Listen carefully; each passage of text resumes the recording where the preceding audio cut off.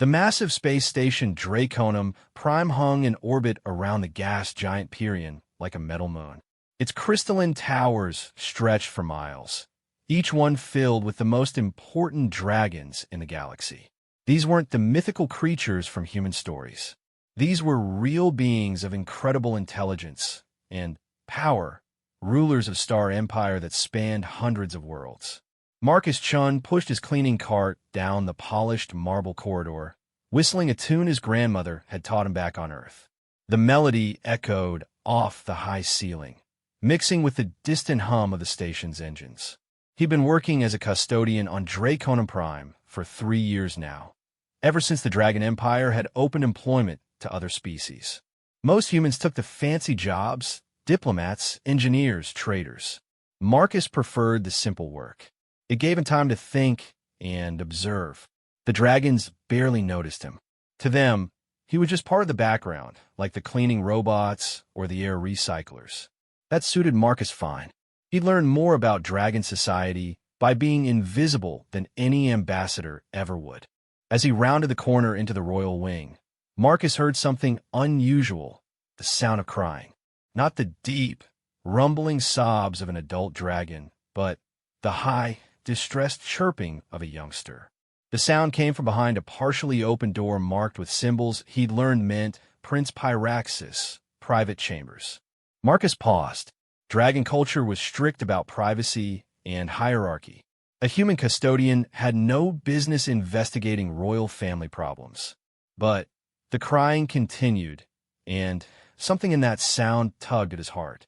It reminded him of his nephew back home, who used to cry the same way when he was frustrated or scared. He knocked gently on the door. "Hello, is everything okay in there?" The crying stopped immediately. After a long silence, a young voice called out in accented English, "Go away. Nobody wants to see me anyway." Marcus set down his mop. "I'm just a cleaning guy. I'm not here to judge anyone. Mind if I ask what's wrong?" Another pause. Then the door slid open wider. A small dragon peeked out, barely the size of a large horse, with scales that shifted between deep blue and silver depending on how the light hit them. This had to be Prince Pyraxis, youngest son of Emperor Ignition. Marcus had seen official portraits, but those showed a confident young royal. This dragon looked miserable. "You are the human custodian," Pyraxis said, studying Marcus with large, intelligent eyes. "I have seen you cleaning these halls." "That's me," Marcus said with a friendly smile. "Marcus Chun, at your service. And you're Prince Pyraxis. I've heard you're supposed to be pretty smart." The young dragon's head drooped. "Smart, yes. Useful, no."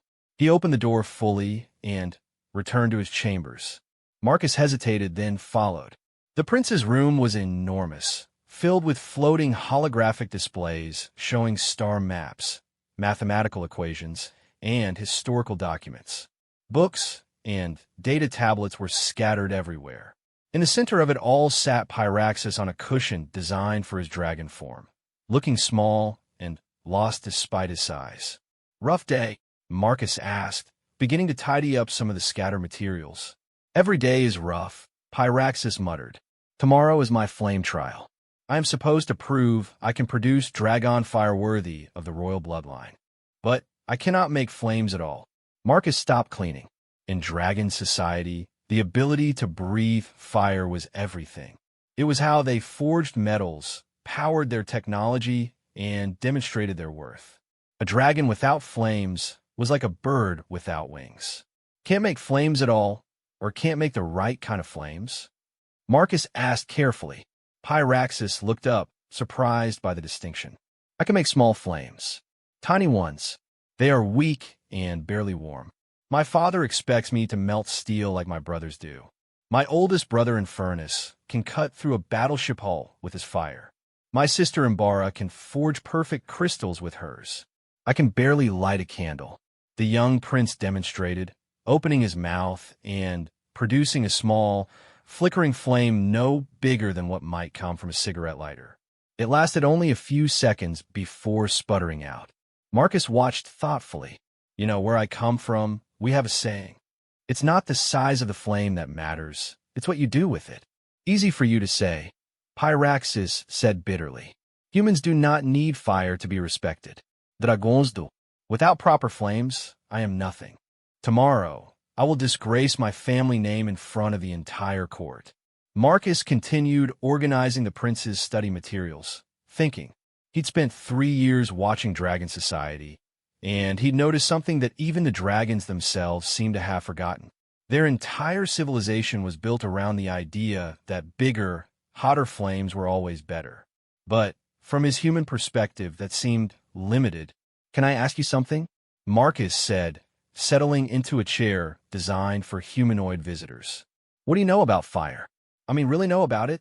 Pyraxis tilted his head, confused. Fire is fire. It burns. It melts. It destroys or creates, depending on how you use it. But what is fire, really? Marcus pressed. What makes it work? The young dragon recited what sounded like a textbook answer. Fire is the rapid oxidation of combustible materials, producing heat and light through chemical reaction. Right, Marcus said. But you're thinking like a dragon. You're thinking about fire as a tool for brute force. What if we thought about it differently? Over the next hour, Marcus found himself in one of the strangest conversations of his life. He was a human janitor explaining the science of fire to a dragon prince. But as they talked, he began to understand something important. Pyraxis wasn't weak. He was different. His flames might be small, but they were incredibly precise and stable. "Show me your fire again," Marcus said. "But this time, try to keep it going as long as possible." Pyraxis sighed, but complied. He opened his mouth and produced the same small flame. But as Marcus encouraged him to focus, the flame held steady. 5 seconds, 10 seconds, 30 seconds. A full minute passed, and the flame never wavered. "Stop," Marcus said, excited. "Do you realize what you just did? Most dragons can only sustain their flames for a few seconds at a time. You just held yours steady for over a minute." "But it is so small," Pyraxis protested. "Small and precise," Marcus corrected. "Watch this." He pulled out a small device from his cleaning kit, a micro-welder used for delicate repairs. "This produces a flame smaller than yours, but it's worth its weight in platinum because of how precise it is. Sometimes the smallest flame can do things that the biggest ones can't." He demonstrated, using the micro-welder to repair a tiny crack in one of the prince's data tablets. "See? Your father's flames could power a starship, but they couldn't fix something this delicate without destroying it." For the first time since Marcus had arrived, Pyraxis looked interested rather than miserable. "You think my flames might have value? I think your flames might be exactly what Dragon Society needs, even if they don't know it yet," Marcus said. "But you have to be willing to think outside the traditional dragon box." They spent another hour together, with Marcus sharing human perspectives on fire and combustion that had never occurred to dragon thinking. Humans, after all, had been working with fire for thousands of years before they ever met dragons. They'd learned to see fire not just as a weapon or a tool for heavy industry, but as something that could be subtle, precise, artistic. When Marcus finally left the prince's chambers that evening, Pyraxis was still practicing with his flames, but now he was trying to make them more controlled rather than bigger. It was a start. The next morning, Marcus arrived at work to find the entire station buzzing with nervous energy. Today was Prince Pyraxis's flame trial, and the whole royal court would be watching. Marcus went about his usual duties, but he found himself taking cleaning assignments that would keep him near the Great Hall where the trial would take place. The Great Hall was the largest space on Draconum Prime, designed to accommodate hundreds of adult dragons. The walls were made of heat-resistant crystals that could withstand even the most powerful dragon fire. As Marcus polished the floors nearby, he could hear the crowd gathering inside. Emperor Ignition's voice boomed through the hall, formal and imposing. "Today, my youngest son Pyraxis will demonstrate his worthiness to bear the royal flame. Let all witness whether he has inherited the fire of his ancestors." Marcus positioned himself where he could see through one of the service entrances. The hall was packed with dragons of all sizes, their scales glinting in the light. At the center, on a raised platform, stood Prince Pyraxis. He looked even smaller surrounded by the crowd of adult dragons. Prince Pyraxis, the Emperor declared, you will demonstrate your dragon fire by melting this steel bar. A robot wheeled forward a thick rod of industrial-grade steel. You have 3 attempts. Marcus held his breath as Pyraxis stepped forward. The young dragon opened his mouth and released his flames. The small fire flickered toward the steel bar, but after 30 seconds, the metal was barely warm. Murmurs of disappointment rippled through the crowd. Second attempt, the Emperor announced, his voice growing stern. Pyraxis tried again, this time straining visibly to produce more fire. The flame was slightly larger, but still nowhere near sufficient to melt the steel. Some dragons in the crowd began to whisper openly about the weak prince. Final attempt, Emperor Ignition said, and Marcus could hear the disappointment in his voice. As Pyraxis prepared for his 3rd try, something unexpected happened. Marcus stepped through the service entrance into the hall. A collective gasp went up from the crowd. No human had ever interrupted a royal ceremony. Your Majesty, Marcus called out, his voice carrying clearly in the sudden silence. With respect, I think there might be a better test for your son's abilities. The Emperor's eyes blazed with anger. How dare you interrupt this sacred ceremony, human? But Prince Pyraxis stepped forward. Father, this is Marcus Chun. He has been helping me understand my flames better. Explaining flames to a dragon? Prince Infernus, the eldest brother, laughed mockingly. What could a human possibly know that we do not? Marcus walked calmly to the center of the platform, ignoring the hundreds of dragons staring at him. With your Majesty's permission, I'd like to propose a different kind of test, one that might better demonstrate the prince's unique talents. Emperor Ignition looked ready to have Marcus thrown out, but Prince Pyraxis spoke up again. Please, father, let him show you what he means. After a long moment, the Emperor nodded curtly. You have 2 minutes, human. Make it count. Marcus gestured to the robot, which wheeled forward a different set of materials at his request. Instead of a thick steel bar, it brought out a collection of delicate items. A crystal sculpture with a hairline crack, several pieces of precision machinery with damaged components, and, most impressively, a rare flower from the Imperial Gardens that had been accidentally frozen and needed careful thawing to survive. Your Majesty, Marcus said, your other children can melt steel, shatter mountains, and power starships with their flames. These are incredible abilities, but sometimes the greatest power comes not from destruction, but from creation, from precision, from the ability to do what others cannot. He turned to Pyraxis.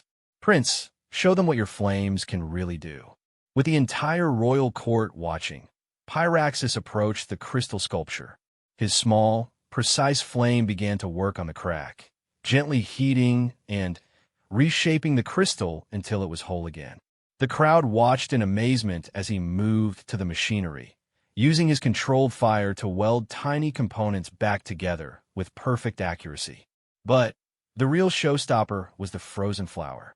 Pyraxis's flame was so precise and gentle that he was able to thaw the delicate petals without damaging a single one. As the flower returned to life in his careful fire, even Emperor Ignition's expression changed from anger to wonder. In all my years, the Emperor said softly, I have never seen fire used with such artistry. Marcus smiled. Your Majesty, you have 3 children with 3 different gifts. Prince Infernus has the fire of war, strong and destructive when needed. Princess Imbara has the fire of industry, perfect for building and creating large things. But Prince Pyraxis has something else entirely. He has the fire of precision, the fire of healing, the fire that creates rather than destroys. The hall was completely silent as the implications sank in. In dragon society, physical power had always been valued above all else. But Marcus had just demonstrated that there were other kinds of strength. Prince Pyraxis stood straighter, his confidence growing as he realized the crowd was looking at him with respect rather than disappointment. Father, he said, I know my flames are different, but Marcus has helped me understand that different does not mean weak. Emperor Ignition studied his youngest son for a long moment. Then, to everyone's surprise, he smiled. "Rise, Prince Pyraxis. You have passed your flame trial in a way I never expected. Your fire may be small, but it has shown us all something important about the nature of true strength." As the crowd erupted in cheers, Marcus quietly began to slip away. But Prince Pyraxis called out to him. "Marcus, thank you for helping me understand. But I still have so much to learn about fire, about precision, about seeing things differently. Will you continue to teach me?" Marcus turned back and grinned. "I'd be honored, Your Highness. But I think we're going to be teaching each other." As the celebration continued around them, Marcus realized that this was just the beginning of something much larger. A human custodian and a dragon prince had just challenged thousands of years of tradition. And somehow they had won. But Marcus had a feeling that the real adventure was just getting started. 3 months had passed since Prince Pyraxis's unusual flame trial, and the space station Draconum Prime had become a very different place. Word of the Dragon Prince who could heal with fire had spread throughout the Empire, bringing visitors from dozens of worlds. Scientists, artists, and healers all wanted to study what the media had begun calling precision flame technology. Marcus Chun found his quiet custodial job had become anything but quiet. Prince Pyraxis had insisted that Marcus be given official status as a cultural exchange advisor, which came with a much nicer uniform and access to parts of the station he'd never seen before. But Marcus still kept his cleaning card. Old habits died hard, and besides, some of his best thinking happened while mopping floors. Today was different, though. Today, they had a problem that went far beyond artistic flame work or delicate repairs. Marcus hurried through the corridors toward the prince's new laboratory, where emergency alarms were flashing red. He found Pyraxis surrounded by a team of dragon engineers, all looking frustrated and worried. In the center of the lab sat a containment unit the size of a small building, glowing with ominous energy readings. "Marcus," Pyraxis called out, relief evident in his voice. "Thank the stars you are here. We have a crisis." Dr. Combustia, the royal science advisor, turned to Marcus with barely concealed irritation. She was an ancient dragon whose scales had turned silver with age, and she made it clear she didn't approve of humans interfering in dragon affairs. "This is hardly a matter for a custodian," she said coldly. "Dr. Combustia," Prince Pyraxis said firmly, "Marcus is my advisor on alternative flame applications. I want his perspective." Marcus approached the containment unit, studying the readings on the displays. "What am I looking at here?" "A disaster waiting to happen," Pyraxis said grimly. The mining ship Pyroclast was extracting rare crystals from the asteroid belt when they accidentally drilled into a pocket of compressed flame gas. The entire asteroid is now unstable and could explode at any moment. "How big an explosion are we talking about?" Marcus asked. Dr. Combustia answered with obvious disdain for having to explain to a human.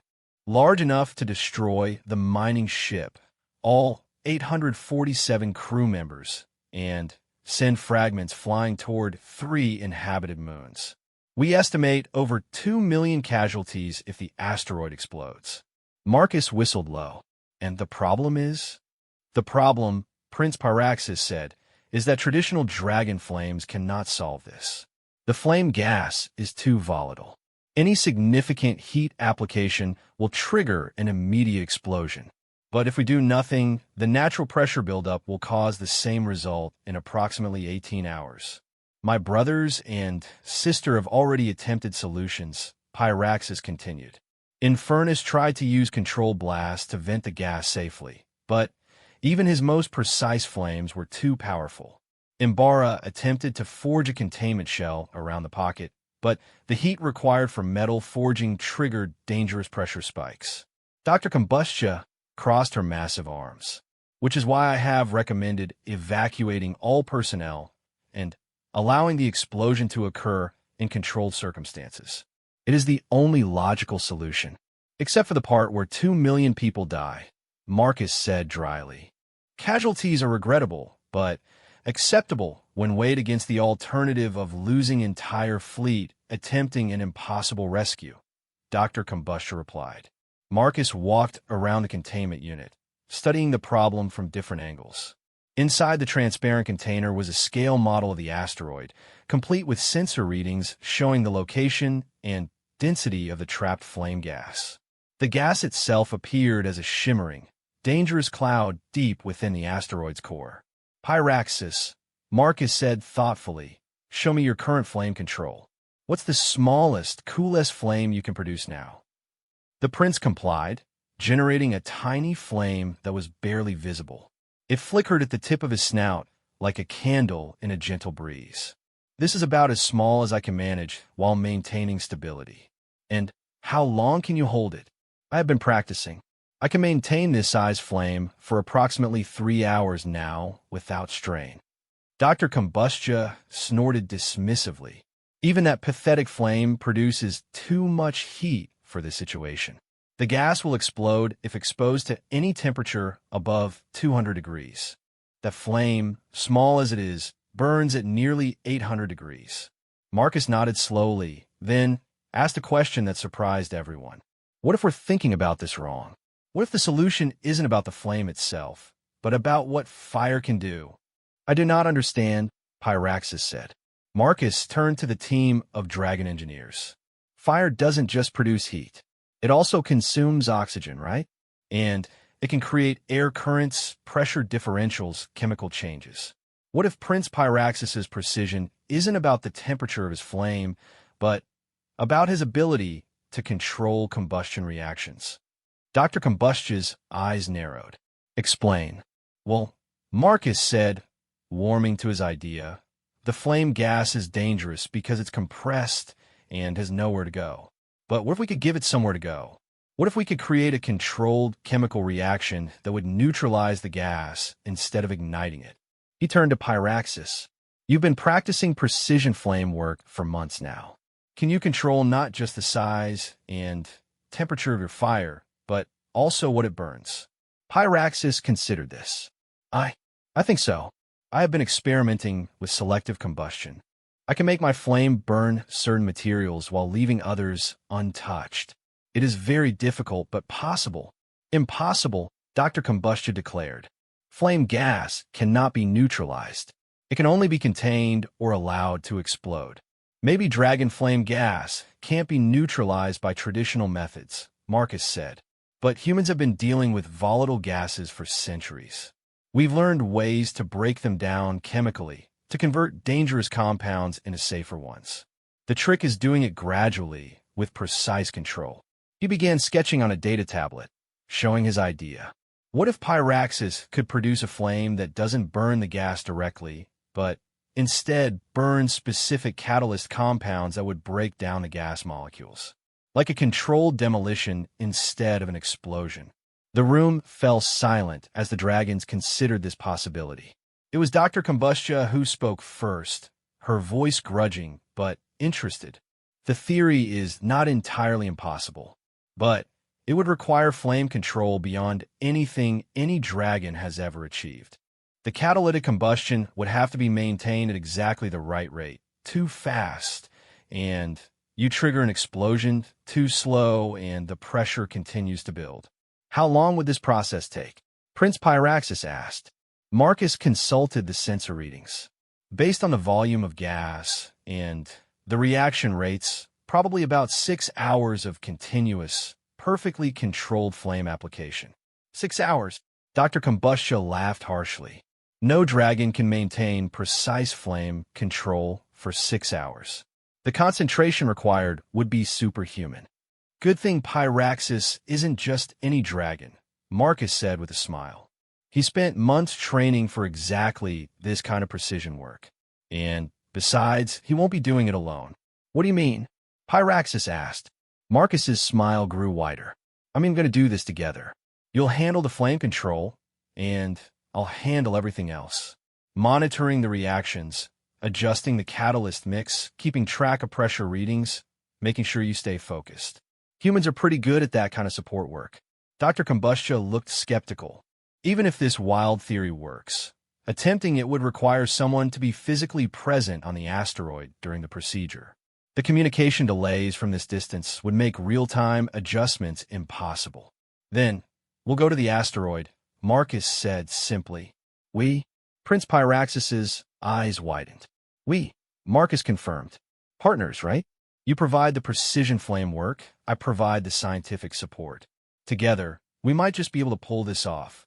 The debate that followed lasted for 2 hours. Dr. Combustia argued that the plan was too dangerous and untested. Other royal advisors worried about risking the prince's life on such a risky venture. But Prince Pyraxis himself was determined to try. This is exactly why my flames are different, he argued. Not to be weaker than my siblings, but to be useful in ways there cannot be. If there is even a small chance this could work, do we not have an obligation to try? Emperor Ignition, when consulted by emergency communication, made the final decision. My son has proven that unconventional approaches can succeed where traditional methods fail. If Prince Pyraxis believes this plan has merit, and if the human advisor is willing to share the risk, then we will attempt it. Within 6 hours, Marcus and Prince Pyraxis were aboard a high-speed shuttle racing toward the asteroid belt. The trip gave them time to study the detailed sensor readings and plan their approach. The asteroid was roughly spherical, about 2 kilometers in diameter, with a flame gas pocket located near its center. Are you nervous? Pyraxis asked as they approached the mining ship Pyroclast. Terrified, Marcus admitted honestly, but also excited. This is the kind of problem-solving that humans are good at. We've spent our entire history finding ways to work around limitations instead of just overpowering them.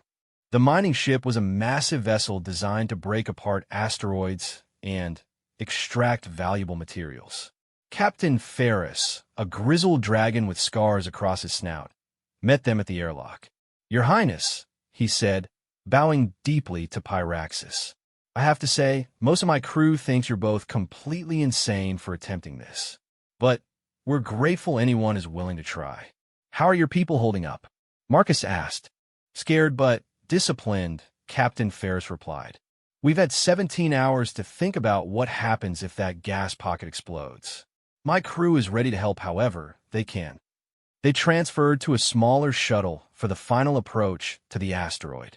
The mining operation had drilled a tunnel system that would allow them to reach the gas pocket without having to excavate from the surface. As they descended into the asteroid, Marcus felt the weight of what they were attempting. The tunnel ended in a large chamber that had been carved out by mining equipment. At the far end of the chamber, a sealed bulkhead separated them from the volatile gas pocket. Sensor readings showed the gas pressure continuing to climb steadily. We have perhaps 14 hours before natural pressure buildup causes explosion, Pyraxis said, studying the readings. Less if we make any mistakes.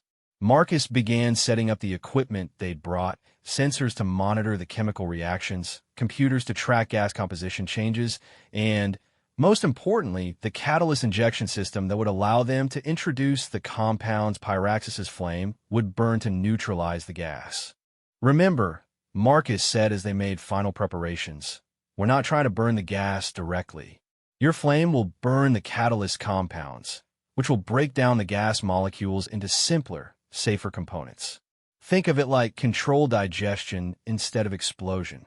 Pyraxis nodded, taking his position in front of the sealed chamber. Marcus was at the control station, monitoring dozens of different readings. They had one chance to get this right. Catalyst injection beginning, Marcus announced, starting with compound Alpha 7. Give me the smallest, most controlled flame you can manage. Pyraxis opened his mouth and produced a flame no bigger than a birthday candle flame. But as it touched the catalyst-laden air being pumped into the gas pocket, something remarkable happened. The dangerous gas molecules began breaking apart in a controlled chain reaction, converting into harmless water vapor and simple carbon compounds. It's working, Marcus said, hardly believing it himself. Pressure is actually dropping. Keep that flame exactly as steady as you can. For the first hour, everything went smoothly. The gas pressure continued to decrease as Pyraxis's precisely controlled flame maintained the neutralization reaction. But then complications began. Pressure spike in Sector 7. Marcus called out. We need to adjust the catalyst mix and increase flame temperature by exactly 12 degrees. Pyraxis made the adjustment with incredible precision. Marcus had never seen anything like it. The Dragon Prince was controlling his flame output with the accuracy of a scientific instrument. By the third hour, they were both showing signs of strain. Pyraxis's concentration was absolute, but maintaining such precise control for hours was exhausting. Marcus was tracking dozens of variables simultaneously, making constant adjustments to keep the reaction balanced. How much longer? Pyraxis asked during a brief moment when the reaction stabilized. About 3 hours, Marcus replied. Maybe less if we can increase the reaction rate slightly. Think you can push your flame temperature up another 8 degrees without losing control? I can try. The 4th hour was the hardest. The gas composition was changing as the neutralization progressed, requiring constant adjustments to both the catalyst mix and flame characteristics. Marcus's hands flew over the controls, making dozens of small changes each minute. Marcus, Pyraxis said, his voice strained, I am beginning to struggle. The concentration required. I know, Marcus said, but you're doing incredibly well. The hardest part is almost over. The gas density is dropping fast now. It was during the 5th hour that disaster nearly struck. A sudden pressure surge in one section of the gas pocket threatened to trigger a chain reaction that would cause everything to explode at once. Emergency protocol. Marcus shouted, cut your flame by half immediately. Pyraxis responded instantly, reducing his flame output with perfect precision. The pressure surge subsided, just barely within safe limits. That was close, Marcus said, wiping sweat from his forehead. But we're past the critical threshold now. Even if something goes wrong, we won't get a catastrophic explosion. The final hour was almost anticlimactic. With most of the dangerous gas neutralized, the remaining reactions proceeded smoothly. Prince Pyraxis maintained his controlled flame with steady determination, and Marcus fine-tuned the process until the last of the volatile compounds had been safely converted. Pressure reading normal, Marcus announced. Gas composition shows all compounds within safe parameters. Pyraxis, we did it. The prince finally allowed his flame to extinguish, then collapsed onto his side, completely exhausted. We actually did it. 6 hours of continuous precision flame control. I did not know it was possible. Marcus was equally tired but elated. You didn't just prove it was possible. You proved you're probably the only dragon in the galaxy who could have pulled that off. They were still celebrating their success when Captain Ferris' voice crackled over the communication system. Your Highness, Master Chun, we just received word from Draconum Prime. Emperor Ignition wants to speak with both of you immediately. When they established the connection, Emperor Ignition's image appeared on their portable communicator. The massive dragon looked pleased, but also deeply thoughtful. My son, he said, you and Marcus have done something remarkable today. But I suspect this is more than just one successful mission. You have demonstrated capabilities that could change how our entire empire approaches complex problems. What do you mean, Father? I mean, the Emperor said that I am officially establishing a new division of the Royal Scientific Corps, the Precision Applications Department, with you as its director and Marcus as chief advisor. It seems we have been thinking too narrowly about the uses of Dragon Fire. As they made their way back to the mining ship, Marcus and Pyraxis discussed what this new responsibility would mean. They had gone from an unlikely friendship to partners in one of the most successful rescue operations in recent Imperial history. Marcus, Pyraxis said as their shuttle docked with the Pyroclast, I've been thinking.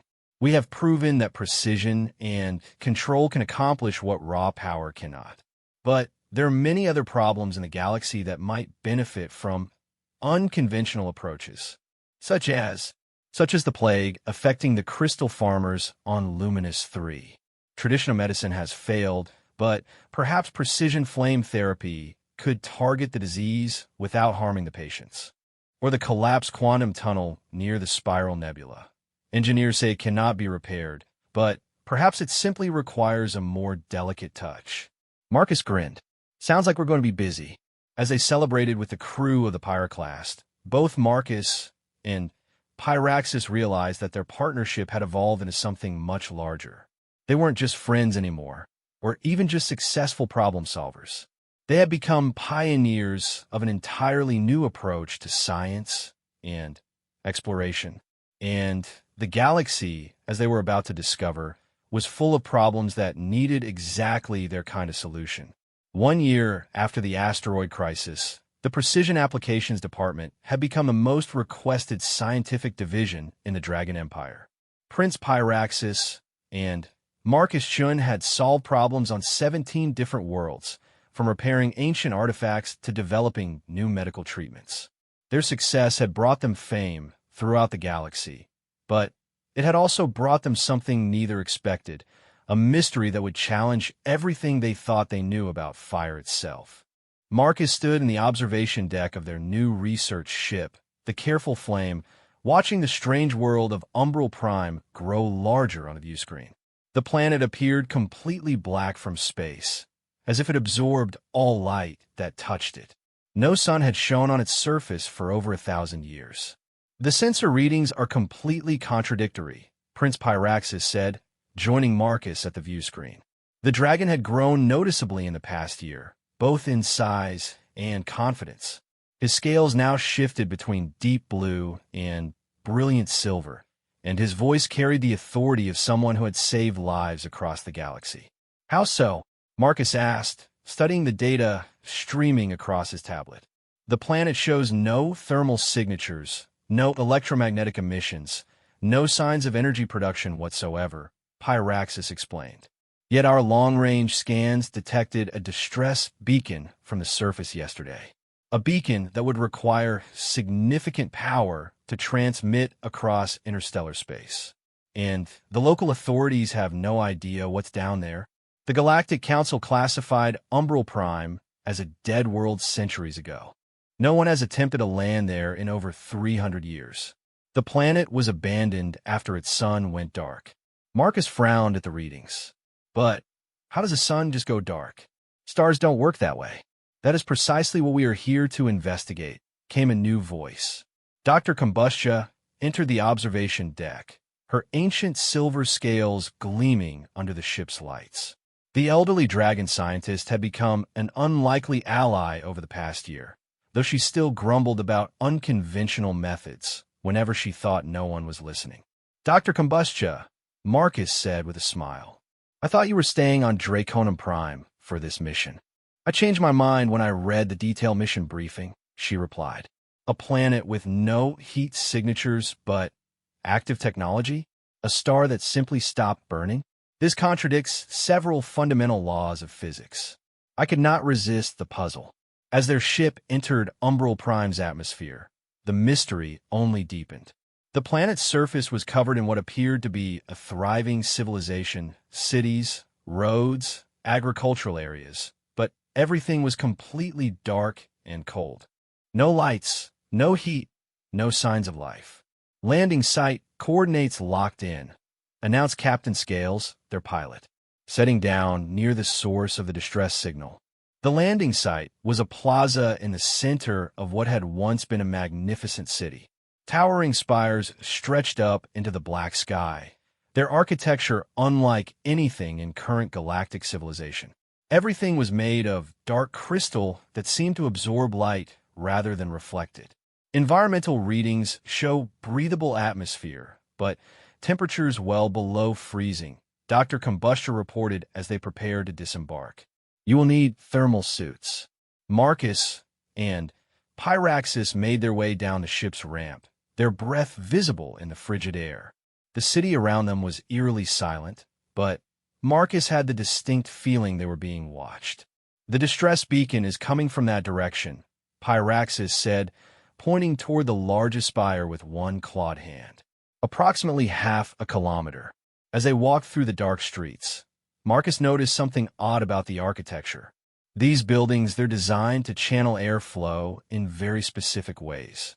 Look at the curved surfaces, the placement of the openings. It's almost like they were designed to control fire. Pyraxis finished, understanding immediately. The airflow patterns would create perfect conditions for flame manipulation. They were halfway to the central spire when a voice spoke from the shadows. "You should not have come here." All three members of the team spun toward the voice.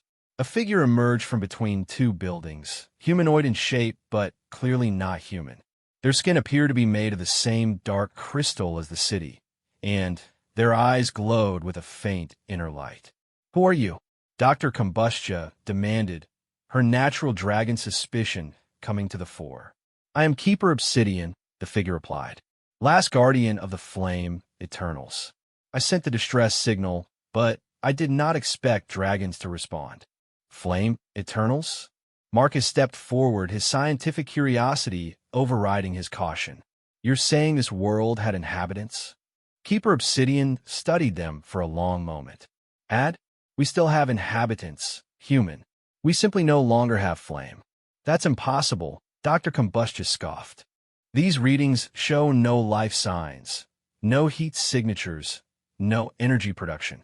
You cannot maintain a civilization without energy." "Cannot." Obsidian's crystal features formed what might have been a smile. "Or simply do not know how. Cool me. I will show you what remains of our people. Perhaps your dragon prince's unusual flames might help where all else has failed." They followed Obsidian through the winding streets toward the central spire. Along the way, Marcus began to notice more details about the city's construction. Every surface was designed to interact with flame in some way, to channel it, focus it, or amplify it. This had been a civilization built entirely around fire. "Tell us what happened here," Prince Pyraxis said as they walked. "How does an entire star simply stop burning?" "Our star did not stop burning," Obsidian replied. "We stopped burning." "I don't understand." Obsidian paused at the base of the central spire.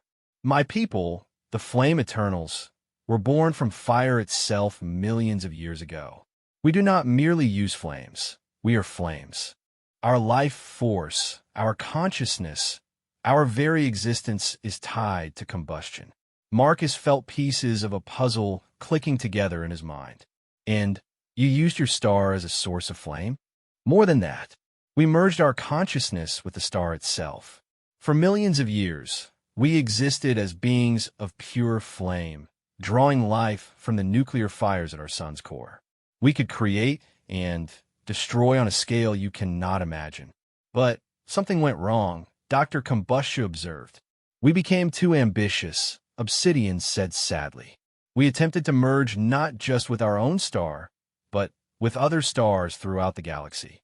We wanted to become a truly galactic consciousness, spread across thousands of suns." They entered the base of the spire, which was hollow and filled with intricate crystalline structures. In the center sat a sphere of dark crystal about the size of a starship engine core. "The Flame Heart," Obsidian said, gesturing to the sphere. "The last repository of our people's consciousness. When our experiment failed, and we were cut off from stellar fire, we retreated here. But the heart grows weaker each day. Soon, we will fade entirely." Marcus approached the sphere, studying it with his instruments. "These readings are incredible. There's definitely some kind of energy pattern inside, but it's unlike anything I've ever seen." "Because it is flame without fire," Prince Pyraxis said, understanding dawning in his voice. "Their consciousness exists as the potential for combustion, but without an external flame source, they cannot fully manifest." "Exactly," Obsidian confirmed. "We have tried everything to reignite our connection to stellar fire. We built these crystal cities to focus and amplify any flame we could create. We developed technologies to artificially simulate solar combustion. Nothing has worked." Dr. Combustia studied the Flame Heart with her centuries of scientific experience. "The energy patterns are definitely there, but they're dormant, like a flame that has all the necessary components, but lacks the initial spark. which is why I sent the distress signal when our long-range sensors detected a dragon ship, Obsidian said. Dragons are the only other species we know of that can produce true flame rather than mere chemical fire. You hoped we could reignite your people, Marcus finished. The attempt would be extremely dangerous, Dr. Combustia warned. If these beings truly exist as flame consciousness, any mistake in the ignition process could destroy them permanently.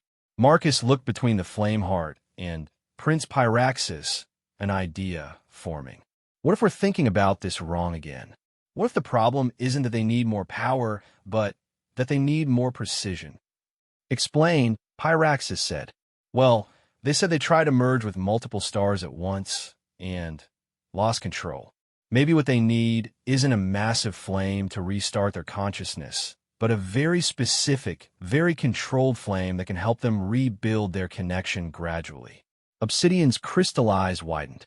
You think it possible? I think, Marcus said carefully, that if anyone in the galaxy could provide the kind of precise flame control needed for this, it would be Prince Pyraxis. But we need to understand exactly how your consciousness interacts with fire. Over the next several hours, Obsidian shared the scientific and philosophical foundations of flame eternal civilization. Their people had discovered that consciousness itself was a form of organized energy, and that fire was the most efficient way to maintain and transfer that energy. By merging with stellar fire, they had achieved a kind of immortality. As long as stars burned, their consciousness would persist. The challenge, Dr. Combustia observed after studying their data, is that stellar fire operates on completely different principles than biological fire. The nuclear fusion at a star's core creates energy patterns that simply cannot be replicated on a planetary scale. But maybe they don't need exact replication, Marcus said thoughtfully. Maybe they just need something close enough to re-establish the connection. Like jump-starting a dead battery. You propose to use my flames to restart an entire species' consciousness. Pyraxis asked. That seems ambitious even for us. Not restart, Marcus clarified. More like provide a bridge. Your flames are incredibly precise and controllable. If we could use them to create the right energy patterns, maybe we could help the flame Eternals rebuild their connection to stellar fire gradually. Obsidian stepped forward eagerly. Would you attempt this? The risk to yourselves would be significant. If the process fails catastrophically, the energy release could destroy this entire region of the planet. And if it works? Pyraxis asked. If it works, you will have saved an entire civilization from extinction. The decision wasn't difficult. Over the past year, Marcus and Pyraxis had tackled impossible problems by finding new ways to apply precision and control where others relied on brute force. This was simply the largest scale they'd ever attempted. We'll need time to analyze the Flame Heart's energy patterns and design a compatible ignition sequence, Marcus said. And we'll need to set up safety protocols in case something goes wrong. How long? Obsidian asked. Give us 12 hours to prepare, Dr. Combustia said. If this is possible at all, we'll need perfect conditions. They spent the next half-day in intensive preparation. Marcus created detailed models of the energy patterns within the Flame Heart, looking for the precise frequency and intensity of flame needed to resonate with the dormant consciousness.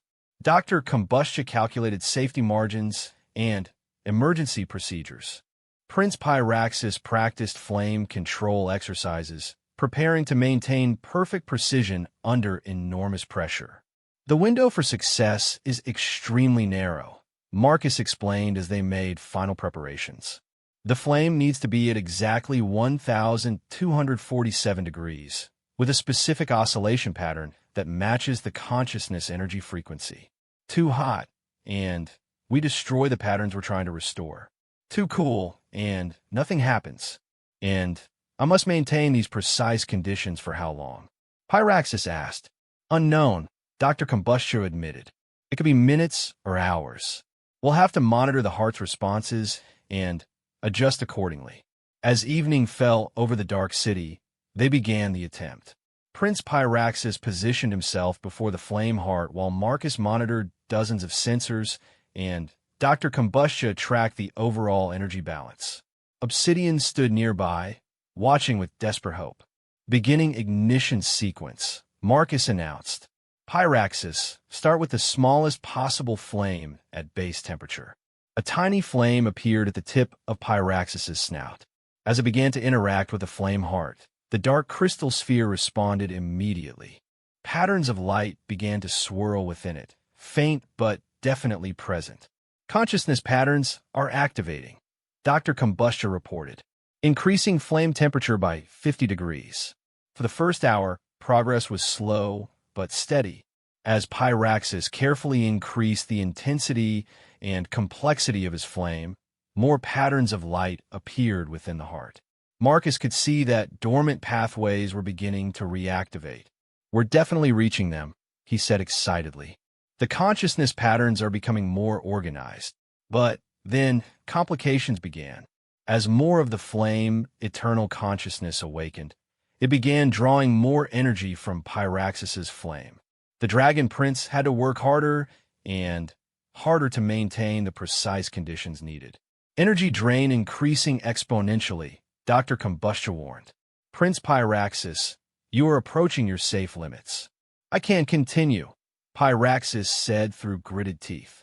But Marcus could see the strain was enormous. Maybe we need a different approach, Marcus said. What if instead of one continuous flame, we used a series of precisely timed pulses, like a rhythm that their consciousness can sync with? Working together, they developed a new technique. Instead of maintaining constant flame, Pyraxis began producing carefully timed bursts of fire, each one designed to strengthen specific aspects of the flame eternal consciousness patterns. The new approach worked brilliantly. With each pulse, the heart grew brighter and more active. After 3 hours of careful work, something remarkable happened. The heart began producing its own light, not reflected flame, but actual internal luminescence. They're waking up, Obsidian whispered in amazement. The process accelerated rapidly from that point. As the core consciousness patterns re-established themselves, they began reaching out to reconnect with their stellar energy sources. Through the Crystal City's carefully designed architecture, Pyraxis's precise flames were amplified and focused, eventually extending the flame Eternal's reach back to their dormant star.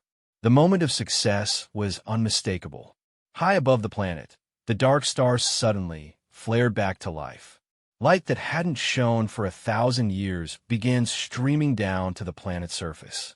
Throughout the Crystal City, millions of flame eternal beings began manifesting as the warmth returned to their world. We did it, Marcus said, hardly believing their success. We actually restarted an entire civilization. More than that, Dr. Combustia said, studying her readings with amazement. The techniques we developed here, this level of precision flame control, could revolutionize energy production throughout the galaxy. As the city came back to life around them, filled with beings of living flame, celebrating their return to consciousness, Prince Pyraxis and Marcus realized they had achieved something far beyond a successful rescue mission. They had discovered new principles of flame manipulation that could change the fundamental relationship between fire and consciousness throughout the galaxy. Obsidian approached them as dawn broke over Umbral Prime for the first time in centuries. Marcus Chun, Prince Pyraxis, my people owe you a debt that can never be repaid. You have given us back our existence.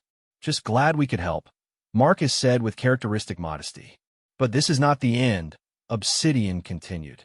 What you have learned here about the relationship between flame and consciousness, between precision and power, there are other applications. Other worlds where this knowledge could make the difference between life and death. Prince Pyraxis nodded thoughtfully. Our work is far from over, isn't it? As they prepared to leave Umbral Prime, now a world reborn in light and flame, Marcus and Pyraxis discussed their future. They had started as an unlikely pair, a human custodian and a dragon prince who couldn't meet traditional expectations. Now, they were pioneers of an entirely new scientific discipline. Where do we go from here?